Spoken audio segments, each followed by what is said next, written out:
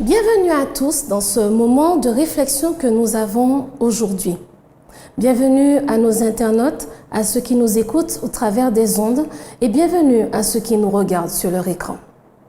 Aujourd'hui, je vais vous proposer une fois de plus de revoir une histoire biblique que nous connaissons tous, mais d'une manière différente. En espérant, en pensant vraiment que nous pourrons tous, jeunes, adultes et cheveux d'or, tirer des leçons, mais aussi la force et le courage que Dieu veut transmettre à chacun d'entre nous. Aujourd'hui, nous allons parler de Joseph. Joseph, un jeune garçon aimé de son père et qui a été éloigné de sa famille. Dans le livre de Genèse, au chapitre 37, les versets 3 et 4, il est écrit qu'Israël, donc Jacob, aimait Joseph plus que tous ses autres fils, parce qu'il l'avait eu dans sa vieillesse. Et il lui fit une tunique de plusieurs couleurs. Ses frères virent que leur père l'aimait plus que tous. Ils le prirent en haine. Ils ne pouvaient plus lui parler avec amitié. Au verset 19, il est écrit « Ils se dirent l'un à l'autre, voici le faiseur de songes qui arrive. » Joseph avait été envoyé par son père voir ses frères qui faisaient paître les troupeaux. Joseph était parti donc, et alors qu'il arrive et espère trouver ses frères, eux, sont en colère. Et ils disent ensemble, « Venez maintenant, tuons-le et jetons-le dans une citerne. Nous dirons d'une bête féroce l'a dévoré, et nous verrons ce que deviendront ses songes. » Ruben entendit cela, et il le délivra de leurs mains. Il dit, « Ne lui ôtons pas la vie. » Ruben leur dit au verset 22, « Ne répandez point de sang, jetez-le dans cette citerne qui est au désert, et ne mettez pas la main sur lui. » Il avait dessein de le délivrer de leurs mains pour le faire retourner vers son père. Lorsque Joseph fut arrivé auprès de ses frères, ils le dépouillèrent de sa tunique, de la tunique de plusieurs couleurs qu'il avait sur lui. Ils le prirent et le jetèrent dans la citerne. Cette citerne était vide, il n'y avait point d'eau. Ils s'assirent ensuite pour manger. Ayant levé les yeux, ils virent une caravane d'Ismaélites venant de Galaad.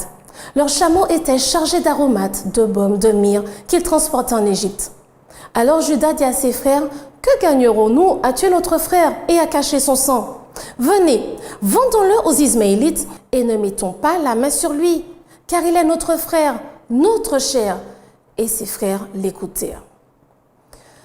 Ainsi, Joseph fut vendu aux Ismaélites. Et on dit à Jacob que son fils était mort.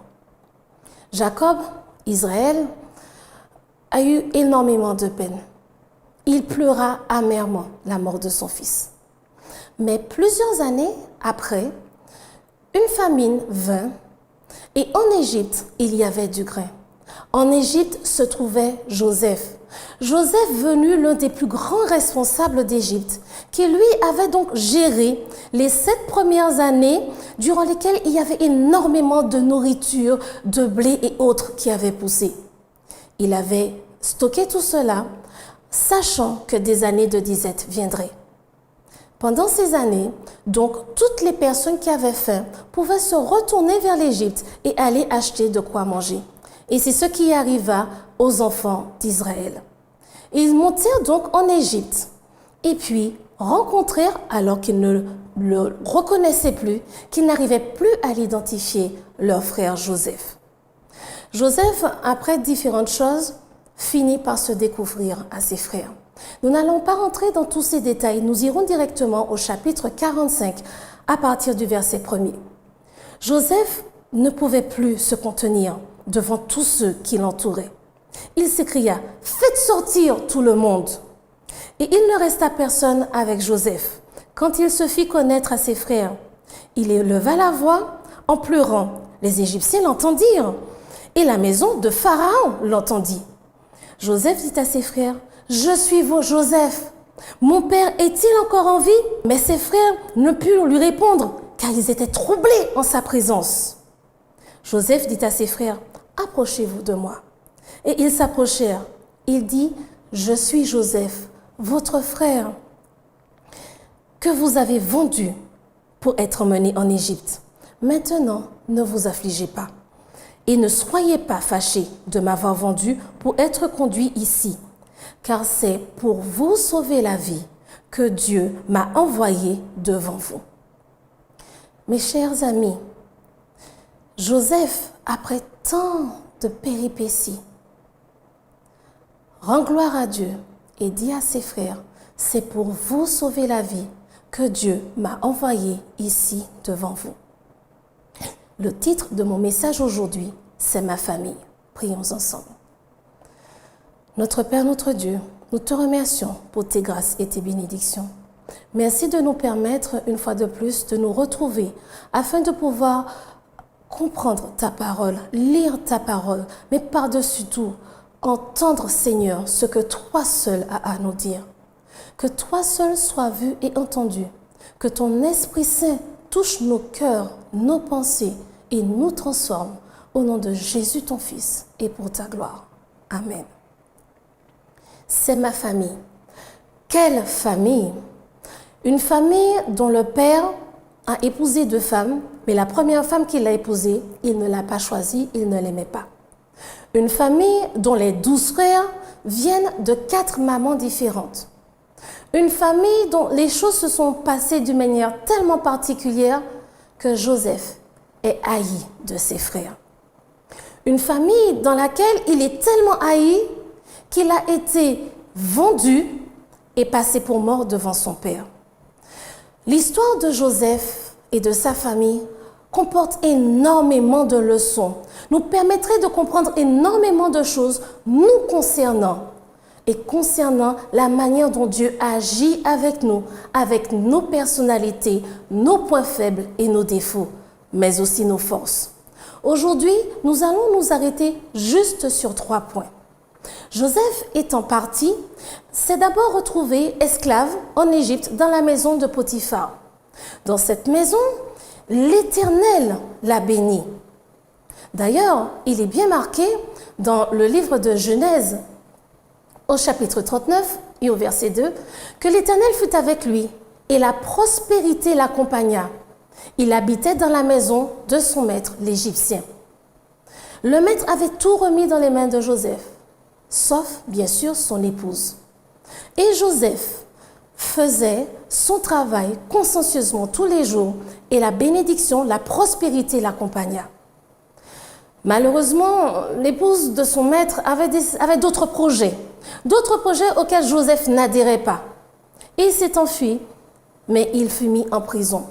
Arrivé en prison, au verset 21, il nous a dit que l'Éternel fut avec Joseph et il étendit sur lui sa bonté. Il le mit en faveur aux yeux du chef de la prison. Ensuite, Joseph s'est retrouvé à la cour du roi, à la cour du pharaon d'Égypte. Lui aussi, à ce moment-là, a été mis au-dessus de tout. Mes chers amis, Joseph fut éloigné de sa famille pendant plus de 16 ans. Nous savons qu'il a passé du temps chez Potiphar, qu'il a fait 2 ans après avoir révélé aux serviteurs de Pharaon quel serait leur destin. Et ensuite, il a eu les 14 années, les 7 années d'abondance, les 7 années de sécheresse. Et il a continué à travailler. Donc nous savons que Joseph a eu au bas mot 16 ans de séparation. Donc bien plus de 16 ans de séparation d'avec sa famille. Puis il la retrouve. Il a toutes les raisons de pouvoir faire payer tout cela à ses frères. Mais malgré tout, il agit différemment. Quand ses frères arrivent, il décide de garder Siméon et de renvoyer les autres afin qu'ils reviennent avec Benjamin, sous prétexte que ce sont des espions. Quand ils reviennent avec Benjamin, il décide donc de les prendre encore dans un piège et de faire garder Benjamin en prison. Ses frères sentent la catastrophe arriver. Notre père Israël a déjà perdu Joseph. Ça, c'est notre faute, mais on ne va pas le dire trop fort. Et puis, perdre Benjamin, oh là là, c'est la fin de toute chose. Et là, Joseph se révèle à sa famille, à ses frères. Et par la suite, toute sa famille viendra en Égypte habiter et le pharaon leur donnera la terre de Goshen.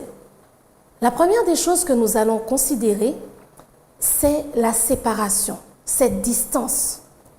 Il faut comprendre une chose, Dans des familles, il y a pour différentes raisons des séparations. Des fois, des séparations aussi violentes et brutales que Joseph. Israël a l'impression que son fils est mort. Ses frères savent qu'il n'est pas mort, il a été vendu. Joseph ne comprend pas pourquoi il est autant détesté, qu'il a été séparé de cette manière aussi violente de sa famille. Combien de fois les séparations dans les familles sont parfois violentes? Parfois, elles sont plus douces et volontaires, mais ça déchire toujours le cœur. On est heureux de voir ses enfants partir étudier, mais ça fait quand même mal de les voir quitter la maison. On est heureux de voir qu'ils vont grandir, faire autre chose de leur vie. Mais on a un petit pincement de cœur parce que nous avons passé de nombreuses années avec ces enfants à nous occuper d'eux. Pour d'autres raisons, les séparations, c'est des fois beaucoup plus brutales et violentes et font beaucoup plus mal. Cependant, il y a une leçon que nous pouvons tirer de tout cela. Lors de ces séparations, beaucoup de choses arrivent. Joseph avait 17 ans quand son père lui a donné la tunique, quand ses frères ont commencé à le prendre en haine et quand par la suite, il a été vendu. Joseph est à un âge où on se projette. Aujourd'hui, ça c'est notre projection. Il vivait avec sa famille, donc sa projection était dans la famille, les responsabilités, les troupeaux de son père et la position qu'il aurait après la mort de son père dans sa famille. Aujourd'hui, 17 ans, c'est l'âge auquel on s'amuse, on se rend compte que le bac arrive, mais cette année il est différent, c'est pas plus mal. Mais il faudra quand même mettre un peu plus de sérieux dans nos contrôles réguliers. C'est aussi l'année durant laquelle on aime aussi vivre sa meilleure vie. Ah ben oui, je vais quand même profiter du temps, je suis jeune, je peux faire beaucoup de choses, j'ai beaucoup d'idées, d'imagination, j'ai plein d'énergie.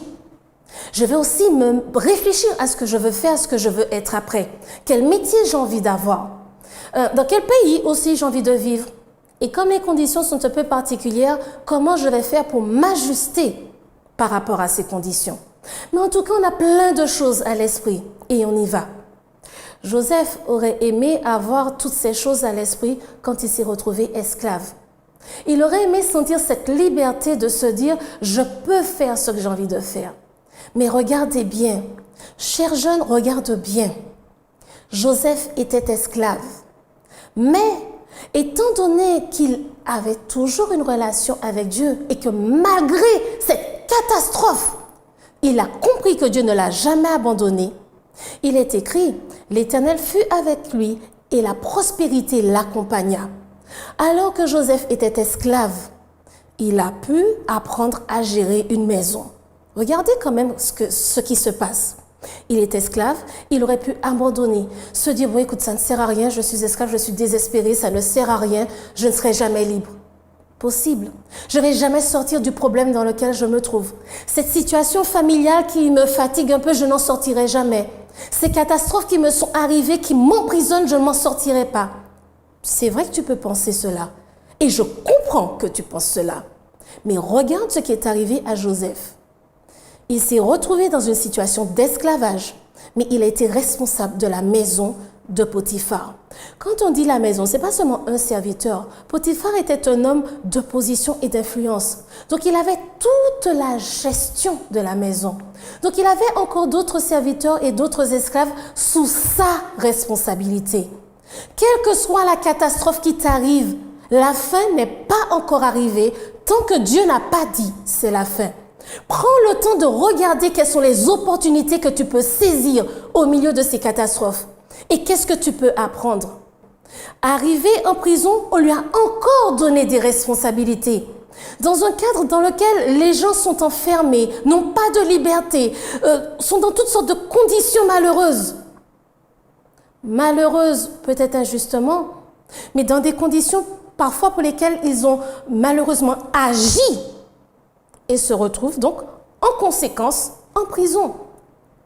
Mais toutes ces personnes, avec ces souffrances, cette haine, cette violence, il s'est retrouvé à devoir les gérer. Là, Joseph aurait pu se dire, je ne pouvais pas tomber plus bas. Parce qu'au moins dans la maison du maître, j'avais des choses à gérer. Je pouvais aller dans le jardin, je pouvais avoir un minimum de liberté quand même, tout en étant esclave. Dans le fond d'une prison, c'est un peu plus compliqué de se dire maintenant je prends ma poste, je vais dans le jardin. J'ai fini mon travail, je peux regarder le ciel. Non, on est un petit peu dans le fond de la prison. Donc si on regarde le ciel, c'est à travers les barreaux. Tu es peut-être dans une situation comme celle-ci qui te donne l'impression d'être vraiment dans une prison. Oui, c'est possible. Cependant, Dieu a continué à être avec Joseph et Dieu est encore avec toi. Il est écrit et il étendit sur lui sa bonté. Il le mit en faveur aux yeux du chef de la prison. Joseph a continué à se développer malgré les circonstances. Ensuite, arrive le moment où il sort de prison et se retrouve devant Pharaon. Responsable de devoir gérer toutes les 7 années d'abondance, de mettre les grains dans des réserves, dans des dépôts, pouvoir gérer de manière à ce que pendant les 7 prochaines années de famine, tout le monde ait à manger. Joseph était responsable d'une maison, d'une prison. Il a eu des responsabilités, dirons-nous, dans cette prison. Il se retrouve responsable d'un pays. Tu as vu sa progression? Ce jeune homme qui est parti, qui a été enlevé, arraché de sa famille, esclave, prisonnier, l'un des plus grands responsables d'Égypte. Dieu peut absolument tout faire. Je ne suis pas en train de justifier le mal que tu peux rencontrer, les douleurs et les souffrances auxquelles tu fais face, que l'on peut peut-être t'affliger. Mais au travers de tout cela, regarde comment Dieu veut continuer à être avec toi et te préparer pour un avenir dont tu ne saurais rêver. Joseph, lui, hébreu, esclave, prisonnier, à quel moment aurait-on pensé qu'il serait devenu l'un des grands responsables d'Égypte? Les séparations sont nécessaires. Pour guérir des blessures, il faut du temps. Quand dans une famille, pour quelles que soient les raisons, il y a des blessures qui se sont produites, oui, il faut du temps pour les guérir.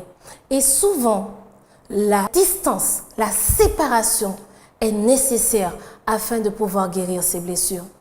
Joseph a eu tout le temps de pouvoir réfléchir, non seulement regarder les bénédictions de Dieu au travers de ses difficultés, mais réfléchir à sa famille, réfléchir à sa vie, comment les choses se sont passées. Il a mûri. Rappelons-nous que ses frères étaient bien plus grands que lui. Lui aussi, il grandit. Mais aussi, il se rend compte que, ok, mes frères étaient certainement donc mariés, avec des épouses, des enfants, et ils se sont retrouvés face à moi, ce jeune homme, gâté pourri de papa, et eux les plus grands, avec leur famille, et se rendant compte que, oups, papa l'aime beaucoup plus que nous. Il s'est rendu compte certainement de ce que ça a pu être pour ses frères. Mais il s'est aussi rendu compte que, bien que tout cela se soit passé, il aurait aimé retrouver sa famille. Aimer retrouver sa famille, mais aimer retrouver sa famille dans la paix. Vous savez, comme on dit chez nous, tant qu'il y a de la vie, tant qu'il y a de l'espoir. Et c'est ce qui s'est produit. Joseph a continué à faire son travail du mieux qu'il pouvait. Un jour, ses frères arrivent. Après autant de temps de séparation, après avoir mûri, réfléchi, que ce soit la douleur, certainement la vengeance aussi, la haine envers ses frères, je ne sais pas. Toutes ces émotions ont pu passer. Bien entendu, il avait de quoi. S'est-il arrêté à cela? Rien n'est plus sûr. Quand Joseph voit ses frères arriver, il, en effet, retient Siméon de manière à les obliger à revenir avec Benjamin. Ensuite, Benjamin arrive et il leur tend un piège, encore une fois. Quand il les refait tous venir à lui, il se découvre enfin. Et dans ses mots, dans ses paroles, il n'y a pas de vengeance. Il y a ces pleurs de douleur et de souffrance, mais il y a aussi et surtout, enfin, nous sommes ensemble, délivrés de tout, parce que Dieu m'a envoyé avant vous pour vous sauver. Dieu voudrait que nous soyons réunis et c'est mon plus cher désir, c'est de nous revoir tous ensemble avec notre Père, formant encore cette famille. Et là, cette deuxième étape, ce moment de réconciliation, ce moment de rencontre et de retrouvailles où chacun est censé parler. Joseph dit ce qu'il a sur le cœur. Ne soyez pas affligés, Et c'est ça notre deuxième point, pouvoir verbaliser, dire les choses. Les frères de Joseph savent qu'ils sont responsables de toutes ces années de souffrance précédentes, de tout ce déchirement, mais ils ne disent rien à Joseph. Et on se rend compte, malheureusement, que quand Israël, son père, décède, Joseph donc pleure avec ses frères, Jacob les a rassemblés, les a bénis, mais ses frères encore ont des doutes. Au chapitre 50, à partir du verset 15, quand les frères de Joseph virent que leur père était mort, ils dirent « Si Joseph nous prenait en haine et nous rendait tout le mal que nous lui avons fait !» Et ils firent dire à Joseph « Ton père a donné cet ordre avant de mourir. Vous parlerez ainsi à Joseph. « Oh, pardonne le crime de tes frères et leurs péchés, car ils t'ont fait du mal. Pardonne maintenant le péché des serviteurs du Dieu de ton père. » Joseph pleura en entendant ces paroles. Ses frères vinrent eux-mêmes se prosterner devant lui et dirent « Nous sommes tes serviteurs. » Joseph leur dit « Soyez sans crainte, car suis-je à la place de Dieu?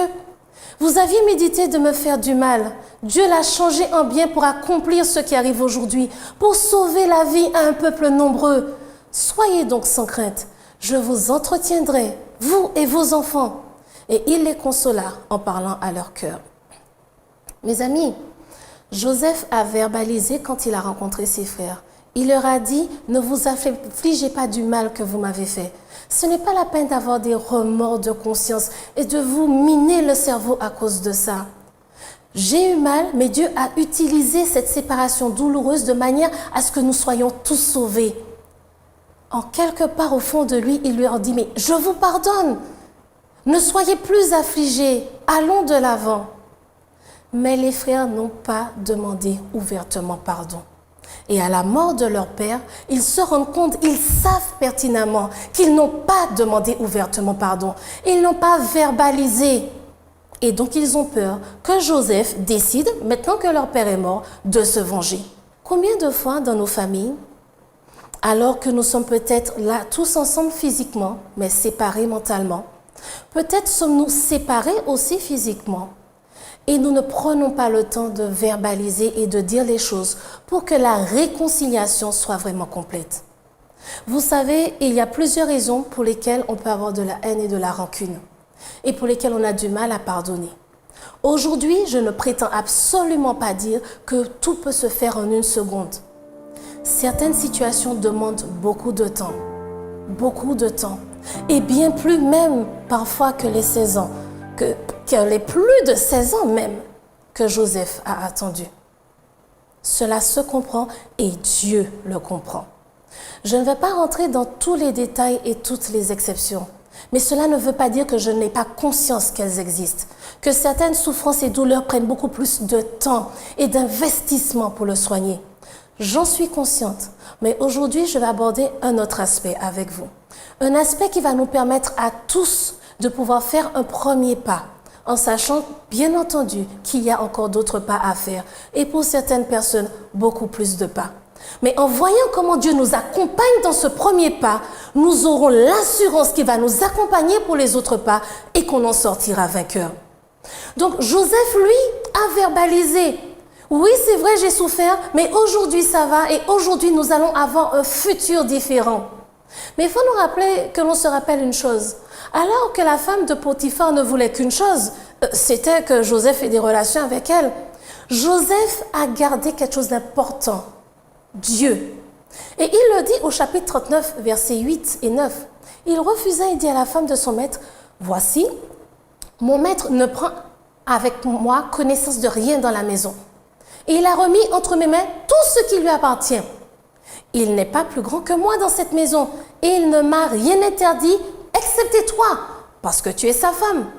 Comment ferais-je un aussi grand mal et pécherais-je contre Dieu? » Mes amis, quand nous faisons du mal, oui, nous faisons du mal à ceux qui nous entourent. Oui, nous faisons du mal à nos conjoints, à nos parents, à nos enfants, à nos frères et sœurs. Mais nous péchons contre Dieu. Et Joseph a pris conscience de cela. Quelle que soit la manière dont il pourrait se venger, si il se venge, c'est contre Dieu qu'il va pécher.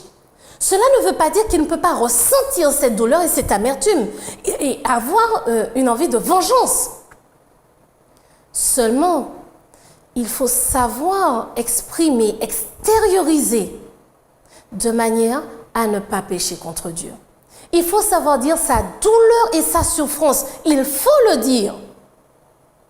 Mais tout faire pour éviter de se venger. Verbalisons, disons à Dieu ce qui nous a fait mal, ce qui nous fait encore mal jour après jour dans la situation que nous vivons. Toutes ces choses qui nous arrivent et que nous ne savons pas comment. Simplement, disons-le lui. Dieu n'attend pas que nous fassions une dissertation, mais juste lui exprimer. Et vous savez ce qui est intéressant, c'est que quand Joseph a rencontré ses frères et leur a proposé d'aller chercher leur père, au chapitre 45, au verset 24, il est écrit, puis il congéda ses frères qui partirent et il leur dit, ne vous querellez pas en chemin. Honnêtement, ce verset m'a surprise. Je me suis dit, attends, ne vous querellez pas en chemin. Pourquoi il dirait ça à ses frères? Il vient de les rencontrer, de leur dire que ne vous affolez pas, ne vous affligez pas, tout va bien. Dieu m'a envoyé devant vous pour que vous soyez sauvés. Ramenez papa, ramenez toute la famille. Alors qu'il est en train d'être joyeux, se réconcilier, pourquoi ne vous querellez pas en chemin? Joseph a pris conscience d'une chose. Tout ce temps que lui, il a pris pour dire les choses à Dieu, sa colère, sa souffrance, et ce temps qu'il a utilisé à bon escient pour se calmer, ses frères n'ont pas fait cela. Et ils se doutaient bien qu'en chemin, ils allaient se rejeter l'un et l'autre la pierre. Mais c'est toi qui as dit, mais c'est toi, mais c'est toi. Ne vous querellez pas. Tout ça s'est passé. Vous n'avez peut-être pas encore fait la paix avec vous-même. Vous n'avez pas encore peut-être demandé pardon à Dieu pour ce que vous avez fait. Mais en tout cas, ne vous querellez pas. Le temps de la paix est arrivé. Il est souvent nécessaire d'avoir besoin d'une séparation mentale mais aussi physique pour se connaître, se comprendre, faire la paix d'abord avec soi-même, avec Dieu. Je n'ai pas dit avec soi-même, avec Dieu. C'est le seul qui va nous permettre de faire vraiment la paix avec nous-mêmes. Le temps de verbaliser, de dire les choses à Dieu et de dire les choses aux personnes qui nous ont fait du mal, avec qui nous avons eu un problème. Joseph retrouve son père. Mes chers amis, Israël avait une joie immense. Son fils qu'il croyait mort, il l'a enfin retrouvé. Il était, je dirais, le plus heureux des hommes, avec tous ses fils, y compris celui qu'il croyait mort. Mais il y a une chose importante que nous devons apprendre au travers de cette histoire. Et ce n'est pas la seule histoire de la Bible qui en parle, mais nous allons la voir au travers de cette histoire. Joseph était aimé par son père, nous l'avons vu ensemble. Israël aimait Joseph plus que ses autres fils. C'est vrai qu'il l'a eu dans sa vieillesse, mais rappelons-nous, c'est le premier fils qu'il a eu de la femme qu'il aimait vraiment, de Rachel. Israël, qui s'appelait avant Jacob, malheureusement avait déjà vécu un événement similaire. Il était aimé de sa mère, alors que son père aimait son frère. Et cela lui a causé de graves blessures et une immense souffrance que nous voyons tout au long de l'histoire de sa vie. Il a refait la même erreur. Il aimait une de ses épouses, pas l'autre. Il ne détestait pas ses fils. Mais il a montré, parce qu'il le ressentait au fond de lui, un amour beaucoup plus grand. Vous savez, cela se comprend que nous ayons des affinités. Prenons bien conscience, lorsqu'il y a un enfant, quand il y a une union, il y a deux personnes venant de deux familles et chacune de ces personnes vient encore de deux familles. Donc il y a beaucoup de caractères, de traits de personnalité qui se mélangent. Et quand nous faisons une union avec quelqu'un, il y a des choses que l'on aime, mais il y a des fois des petits traits de caractère qu'on n'apprécie pas trop. Ou par exemple des traits de caractère dans la famille qu'on n'apprécie pas forcément. Cela arrive, ce n'est pas la peine de s'en cacher, c'est une réalité. Maintenant, quand je nie ma vie à quelqu'un et que j'ai des enfants, Vous pensez bien que ces enfants sont un mélange de tout cela. Et bien entendu, je risque de retrouver des traits de caractère que je vais apprécier, qui seront en parfaite affinité avec moi, et des traits de caractère que je vais moins apprécier. Bien sûr que cela peut arriver. Mais il y a une différence entre l'affinité et l'amour. L'amour de Dieu est inconditionnel. En tant qu'être humain, nous avons différentes manières d'exprimer notre amour. Mais nous avons aussi une manière différente de s'attacher les uns aux autres. Jacob, dans sa jeunesse, a eu énormément de difficultés et de blessures émotionnelles. Il est enfin rentré en paix dans la maison de son père. Lui, Joseph, se retrouve dans une famille où il y a les conséquences de ses blessures. Et il fait partie des conséquences de ses blessures, comme tous ses frères et sœurs. Ils se retrouvent tous face à cette situation. Une épouse vraiment aimée et une autre épouse dont on a pris soin, mais pas réellement aimée. Oui, Israël aime tous ses enfants, mais il fait quand même la différence. D'ailleurs, quand ses frères vont devoir retourner en Égypte avec Benjamin, il ne veut pas. Pour lui, mais c'est le dernier fils qui me reste. Qu'est-ce que vous allez me faire là? Mais c'est pas possible. Israël avait un amour particulier. Maintenant, Joseph, lui, est conscient que son père l'aime. Que son père l'aime tellement que son père l'aime d'un amour inconditionnel. Et cet amour que Joseph a reçu de son père lui a permis d'avancer dans la vie. Il faut se rappeler une chose, un enfant voit d'abord Dieu au travers de ses parents et de sa famille. Il va comparer Dieu aux membres de sa famille, souvent à son père, parce que Dieu, notre Père qui est aux cieux. Donc oui, notre Père, mon Père. Il va comparer Dieu à ses parents, comment les parents agissent, mais souvent comment le père agit et comment le père aime. Joseph a grandi avec un père qui l'aimait de manière démesurée, inconditionnelle. Il a compris et ressenti et interprété l'amour de Dieu comme un amour inconditionnel. Les autres frères se sont retrouvés dans une situation différente. Oui, notre père nous aime, mais n'empêche qu'il préfère Joseph. Il aime vraiment Joseph. Lui, il nous aime bien. Mais cet amour inconditionnel que l'on aurait aimé sentir venant de sa part, il ne l'a pas pour nous. Quel est cet amour inconditionnel? L'amour qui fait que quand un enfant est petit et jeune, il sait qu'il peut aller à faire de nouvelles expériences, de nouvelles choses dans sa vie, expérimenter de nouvelles recettes, de nouvelles aventures dans les escaliers et autres. Parce que de toutes les manières, les parents sont là. Ils vont nous rattraper, ils vont nous aider. Ils sont là pour s'occuper des trucs là. Vous savez, toutes ces petites erreurs que l'on fait, que l'on ne sait pas bien gérer, ils sont là pour s'en occuper. Ils sont là pour soigner les bobos. Ils vont ramasser les pots cassés. L'enfant ne le fait pas dans cette idée volontaire de se dire « je m'en fiche ». Il le fait dans ce sentiment de confiance. Mes parents sont là pour s'occuper de moi et de ce qui se passe autour. Ils sont là pour justement faire que ces petites choses autour qui sont désagréables, tout ça, ils s'en occupent. Ils sont là pour faire que ma vie soit belle. Voilà ce qu'un enfant, aussi inconsciemment soit-il, attend de ses parents. Et quand il se rend compte qu'il n'est pas jugé, il n'a pas de sentiment de culpabilité, il peut s'y développer. Maintenant, je ne suis pas en train de dire qu'on doit dire oui, oui, oui sans arrêter. Un enfant, il naît sans limite, sans rien, il ne connaît rien. Donc nous avons le devoir de lui donner des limites. Nous avons le devoir de lui expliquer la vie, de lui expliquer les conséquences de ses actions, de lui expliquer la différence entre le bien et le mal et de lui montrer. Oui, il faut qu'il soit repris quand il fait une erreur. Petit, on lui explique et au fur et à mesure qu'on lui explique et qu'on sait qu'il a compris les explications, on le reprend et on peut éventuellement le punir et autres, mais bien sûr tout cela de manière appropriée et juste et équitable. Mais l'enfant, en fonction de sa personnalité, de son caractère, doit être repris. Nous adultes, en grandissant, nous avons vu que notre caractère a changé, s'est amélioré et autres.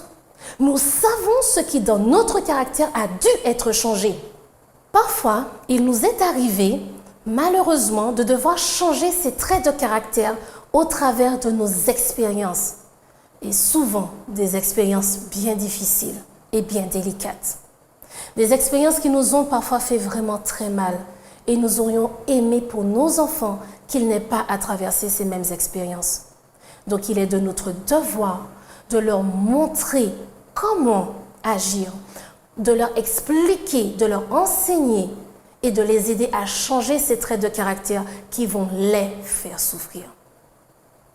Mes chers amis, cet amour inconditionnel qui permet à nos enfants, à nos jeunes, de pouvoir partir à l'aventure, partir à l'expérience, c'est un amour durant lequel on leur a inculqué les valeurs dont ils ont besoin, les principes de vie qui vont leur permettre de faire de bons choix, les principes de vie qui vont leur permettre d'avancer d'une manière sécurisée dans cette vie. Ils tenteront de nouvelles choses. Et bien sûr qu'à certains moments, ils auront envie de défier ces valeurs, de remettre en question ces principes.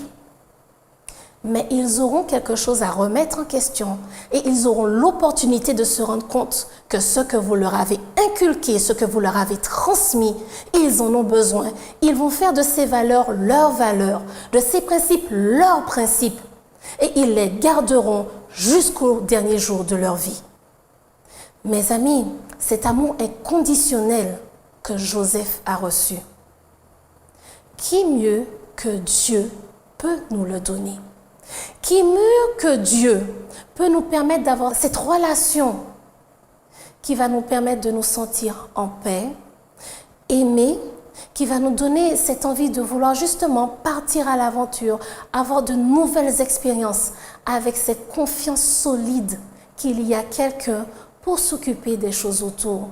Qu'il y a quelqu'un qui va se rendre compte que je vais me casser la figure dans les escaliers et qui va m'interpeller. Quelqu'un qui va me dire, si tu veux descendre les escaliers, évite de les faire 10 par 10, 2 par 2, ensuite 3 par 3, en fonction de ton âge, de tes capacités. Et comme tu vas grandir et évoluer, tu pourras le faire encore plus facilement. Pour l'instant, tu marches en montant les escaliers. Un jour, tu seras en mesure d'y courir. Mais comme pour l'instant, courir va te faire te casser la figure, apprends à marcher, ensuite apprends à courir. Nous avons besoin de cela. Et qui mieux que Dieu peut nous le donner. On propose 4 modèles d'attachement. Mais ce qui est certain, c'est que quand les couples se forment, les statistiques ont montré que les couples qui arrivent à mieux s'en sortir, c'est vrai, ce sont les couples où ces 2 personnes ont cet attachement inconditionnel, stable, sécurisé. Ou bien les couples dont au moins une des personnes a ce système de fonctionnement, cet amour, cette relation, cet attachement, qui permet à l'autre de se sentir en sécurité. Et ensuite, tous les 2 peuvent progresser ensemble. Mais il faut être conscient de nos blessures comme Joseph. Encore plus conscient que Jacob, qu'Israël, de ces blessures émotionnelles que nous avons vécues, que nous avons traversées, qui nous ont fait souffrir pendant tant d'années. Et qu'il y a une personne qui peut nous aider à les guérir de manière définitive. Et c'est Dieu. Parler à Dieu, dire à Dieu les choses, apprendre à lui faire confiance. Tous ces versets bibliques qui nous donnent des promesses, ces histoires comme celle de Joseph qui nous montrent que quelles que soient les souffrances par lesquelles on passe, Dieu ne nous abandonne jamais. Oui, cela arrive en tant que parent, des fois, parce qu'un enfant a un trait de caractère qui nous rappelle un parent, un frère, une sœur, de sentir cette affinité. C'est normal. Mais prenons garde de les aimer tous autant les uns les autres, de la même manière. Cela va se traduire différemment. Certains enfants auront besoin d'avoir plus d'explications, j'ai envie de dire parfois de remontrances, d'être repris un peu plus souvent en fonction. Mais nous devons aussi souvent leur dire qu'on les aime, les serrer dans nos bras et leur dire qu'on les aime. Qu'ils comprennent que oui, peut-être nous sommes un peu plus sévères par rapport à certains traits de caractère qui doivent changer. Mais nous faisons cela parce que nous les aimons. Donc le faire avec amour, fermeté, mais pas méchanceté. Et dites-vous bien qu'un enfant fait la différence entre la fermeté et la méchanceté. Même s'il n'apprécie pas tout le temps la fermeté, mais il fait la différence entre la fermeté et la méchanceté. Souvent, nous agissons parce que nous-mêmes, nous avons été blessés et nous avons encore ces blessures qui nous font souffrir. Dieu nous dit qu'il peut nous aider comme avec Joseph, comme avec ses frères, comme avec Israël. Je peux t'aider et te soigner. Je peux t'aider et te permettre d'avancer et de ne plus avoir autant mal. Je peux t'aider à te réconcilier avec ta famille. Donne-lui l'opportunité de le faire. En tant qu'enfants, nous avons certainement été blessés, mais rappelons-nous que nous ne connaissons pas la vie de nos parents. Il y a beaucoup de choses et beaucoup de blessures dont nous n'avons pas conscience. Et vous savez, quand Joseph a accueilli ses frères, Joseph a donné l'opportunité à ses frères de pouvoir se repentir, lui demander pardon, de pouvoir avoir une nouvelle expérience avec lui. Si personne dans la famille ne donne l'opportunité, à quel moment la famille pourra-t-elle se réconcilier? Si aucun des deux époux ne donne à l'autre l'opportunité de pouvoir regretter, demander pardon et changer, agir différemment, à quel moment l'époux pourra-t-il le faire? Si les parents ne laissent pas l'opportunité aux enfants de montrer qu'ils ont changé, qu'ils veulent changer, à quel moment pourront-ils montrer « j'ai compris la leçon, je veux être différent ».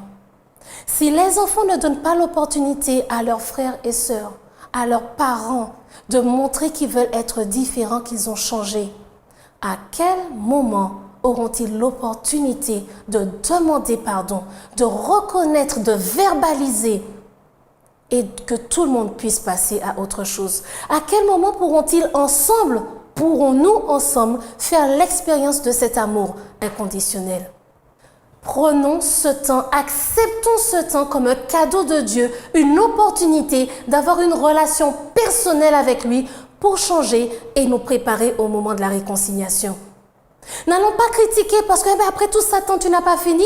Non, parce qu'après tout ça, tant j'ai encore mal. Donnons à chacun le temps dont il a besoin. Essayons de manière personnelle et individuelle de soigner nos blessures avec Dieu. Et si nécessaire, avec un professionnel approprié. Parce que si je n'ai pas soigné mes blessures, je ne saurais pas revenir et profiter de ce temps de réconciliation qui vient dans 10, 20, 30 ou 40 ans. Parce que j'aurai toujours cette douleur qui m'empêche, à moi, de vivre. Aujourd'hui, Dieu nous donne une opportunité supplémentaire. C'est ma famille. Voilà quelle est ma famille. Pas parce que je l'ai choisie telle qu'elle, mais parce que l'ennemi utilise chacun de nous afin de nous détourner de l'amour de Dieu, afin de nous détourner du cadeau merveilleux que Dieu veut nous faire. Nous avons le choix de le laisser agir ou de laisser agir Dieu. Le laisser agir Dieu ne veut pas dire que tout va se régler en 2 secondes. Je le répète. Laisser agir Dieu, c'est aussi prendre le temps dont nous avons besoin afin de guérir. Mais je dois aujourd'hui commencer à faire ce travail avec Dieu pour être prêt quand on va m'offrir cette responsabilité en tant que responsable d'Égypte. L'Égypte va représenter quelque chose de différent pour chacun d'entre nous. Mais il en reste que si je ne me suis pas préparée avec Dieu, comment je vais pouvoir y accéder? Comment je vais pouvoir avoir cette paix et gagner et soigner cette blessure qui me fait encore tellement souffrir? Aujourd'hui, Dieu souhaite que nous soyons comme Joseph, libérés de tout cela en sachant que je suis peut-être dans ce temps de séparation dont j'ai besoin. Mais c'est une bonne nouvelle parce que je sais qu'après ce temps de séparation, il y aura ce temps où je vais verbaliser et ce temps où je pourrai enfin partager cet amour inconditionnel. Peut-être que je suis dans ce temps de verbalisation, mais c'est une bonne chose. L'étape d'après, c'est l'amour inconditionnel. Ou peut-être qu'aujourd'hui, j'ai déjà fait ce cheminement avec les personnes qui m'étaient chères et dont nous nous étions blessés mutuellement. Et nous profitons de cet amour inconditionnel que Dieu nous donne. Prenons conscience que chacun d'entre nous est dans une de ces 3 étapes. Cela signifie que le chemin est encore peut-être long, mais le bout du chemin, le bout du tunnel va arriver. Parce que dès aujourd'hui, Dieu nous accompagne. nous accompagne avec la prospérité, nous accompagne avec sa bonté et va nous mettre en faveur aux yeux de ceux qui nous entourent.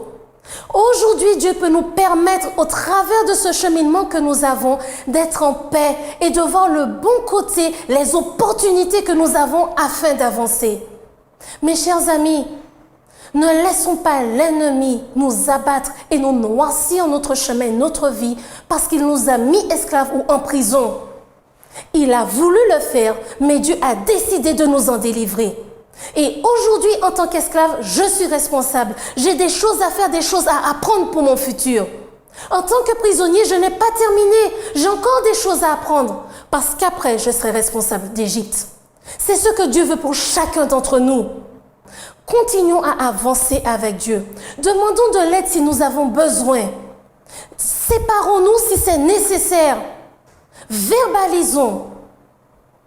Et au bout du cheminement, parce que pendant ce temps, nous avons fait l'expérience de l'amour inconditionnel de Dieu. Au bout du chemin, nous ferons l'expérience de l'amour inconditionnel avec notre famille. Et c'est ce que Dieu veut pour chacune des familles. Quel que soit l'âge que nous avons et quelle que soit notre responsabilité, notre présence dans cette famille.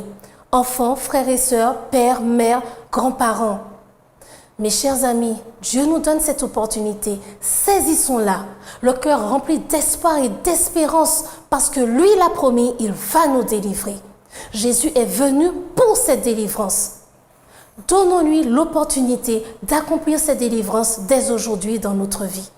Prions ensemble. Notre Père, notre Dieu, nous te remercions pour tes grâces et tes bénédictions. Merci de nous permettre, Seigneur, aujourd'hui de comprendre qu'au travers des difficultés, des souffrances que nous traversons, tu es avec nous. Tu nous donnes ta prospérité, tu nous donnes ta bénédiction, tu nous donnes ta force, tu nous donnes ton courage et tu nous permets d'être mis en faveur aux yeux de ceux qui nous entourent. Tu nous donnes l'opportunité de faire l'expérience de ton amour inconditionnel afin de nous permettre de saisir les opportunités au travers de ces moments d'esclavage et d'emprisonnement que nous avons. Tu nous permets tout cela parce qu'un jour tu sais et tu as comme projet pour nous de faire l'expérience inconditionnelle de cet amour avec notre famille.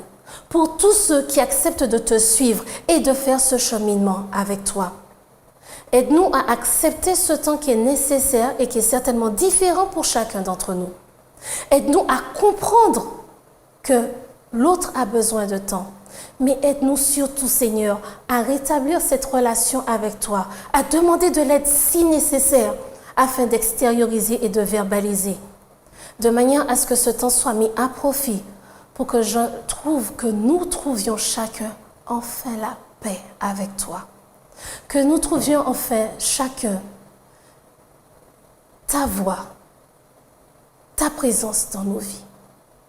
Accorde-nous ta paix, ton Esprit Saint une fois de plus, et qu'ensemble nous fassions cette expérience d'amour inconditionnel avec toi, au nom de Jésus ton Fils, et pour ta gloire.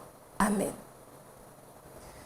Mes chers amis, que Dieu bénisse chacun d'entre nous et nous permette d'avoir cette paix et cet amour dans nos cœurs afin d'avancer chaque jour jusqu'au retour de Jésus et qu'ensemble nous fassions l'expérience de cet amour inconditionnel avec notre famille. Que Dieu nous bénisse tous.